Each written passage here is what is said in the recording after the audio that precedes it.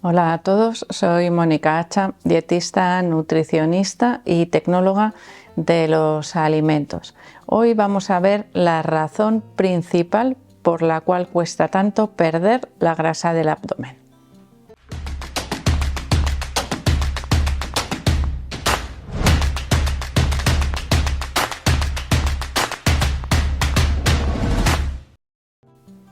Cuando hablamos de grasa corporal tenemos que saber que se acumula principalmente en tres lugares, o podríamos decir que son tres tipos de grasa diferentes. Una, la principal, sería la grasa subcutánea, la que se acumula debajo de la capa de piel, podríamos decir que entre la piel y la musculatura de nuestro cuerpo. Segundo tipo de grasa sería la grasa visceral, que se acumula rodeando los principales órganos que ocupan nuestra cavidad abdominal. Y la tercera sería la grasa intramuscular, es la que se encuentra infiltrada en nuestros músculos. En el caso de los deportistas, por ejemplo, la grasa intramuscular es muy bajita. Sin embargo, en el caso de las personas que llevan un estilo de vida sedentaria, esa grasa intramuscular puede llegar a ocupar un poco más de espacio. El mayor problema que tiene la grasa, no la subcutánea, sino la visceral y la intramuscular, es que pueden dificultar o alterar el funcionamiento de aquel lugar donde se encuentran. Es decir, la grasa intramuscular puede dificultar el movimiento de los músculos, salvo cuando se utiliza la grasa como fuente de energía, que en esos casos no se suele asociar generalmente a una persona sedentaria, y habría que valorar qué utilidad o por qué realmente se acumula más grasa a nivel intramuscular. No es de la grasa que vamos a hablar hoy, porque en el abdomen, bueno, no es la grasa principal. O sea, se suele encontrar más en las extremidades, especialmente en las extremidades inferiores, en las piernas. Vamos a analizar esa grasa, como os digo, visceral, o denominada también intraabdominal, la que rodea a los órganos. Es un tipo de grasa bastante rebelde a la hora de perderla y que además rodea o puede estar rodeando cada órgano, incluso infiltrada en las células de algunos de esos órganos, como por ejemplo en el hígado. En el hígado, además de tener un posible recubrimiento de grasa en su exterior, esa grasa, ese exceso de grasa, puede llegar a acumularse en el interior de los hepatocitos, que son las células que forman parte del hígado, y dificultar también su funcionamiento. Es lo que denominamos habitualmente hígado graso. Imaginaros que en el corazón tenemos una capa de grasa que lo recubre. En ese caso, y esto es muy importante, por ejemplo, para los deportistas, estamos dándole un exceso de trabajo al corazón. Es como si estuviese corriendo con una mochila con unos cuantos kilos encima. A ti te cuesta más correr, ¿verdad? Si llevas kilos encima, pues al corazón le cuesta más moverse. También si le ponemos unos gramos extras de grasa alrededor. Además, esa grasa intraabdominal, vamos a decir que desplaza o aprieta a los órganos que tienen su espacio natural, pero cuando le metemos cosas que no corresponden, como en este caso la grasa, bueno, pues a veces pueden aparecer también alteraciones en la posición que ese órgano esté más apretado, con menos espacio del que le corresponde. Y ahí tendríamos también, bueno, pues problemas en el funcionamiento, por ejemplo, del sistema digestivo, del estómago, del intestino, que es donde se absorben los nutrientes. Vamos a ver cómo se pierde la grasa. La grasa no se pierde de manera uniforme, es decir, por mucho que tú te machaques en el gimnasio haciendo abdominales, no vas a conseguir perder más cantidad de grasa que si hicieras cualquier otro ejercicio físico. De hecho, lo que tú consigues haciendo abdominales es mejorar la faja abdominal, es decir, esa musculatura que rodea al abdomen, y puedes conseguir un efecto visualmente menos voluminoso. ¿Por qué? Porque sujetas con más eficacia todas esas vísceras, incluida la grasa que las rodea.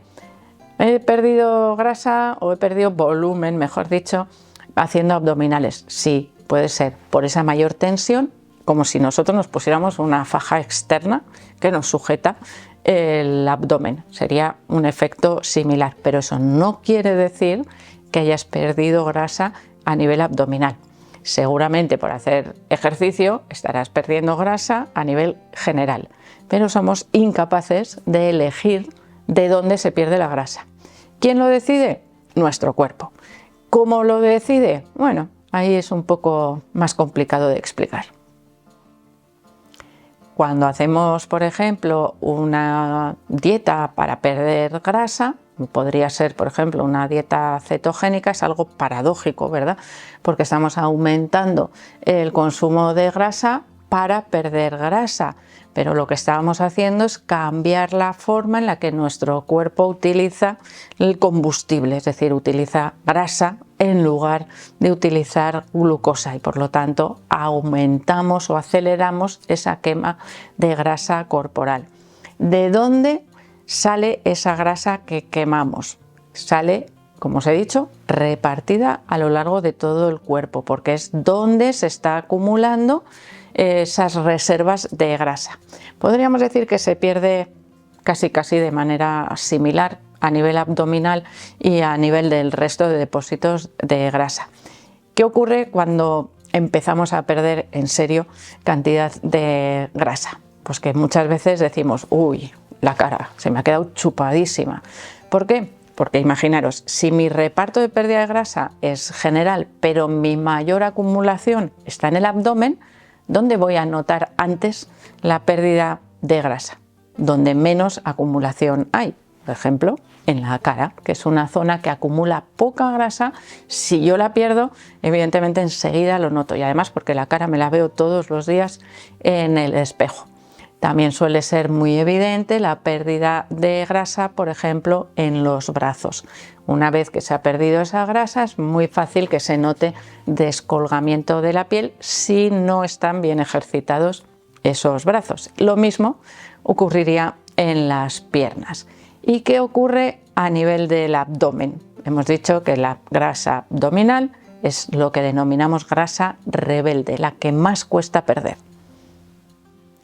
Ahora si nos ponemos en situación, ¿no? Vemos nuestro cuerpo donde acumulamos mayor cantidad de grasa. Por ejemplo, las mujeres antes de la menopausia lo más habitual es acumulación en zona de caderas, glúteos y piernas, pero no tanto en el abdomen. Sin embargo, después de la menopausia aumenta la acumulación de grasa a nivel del abdomen.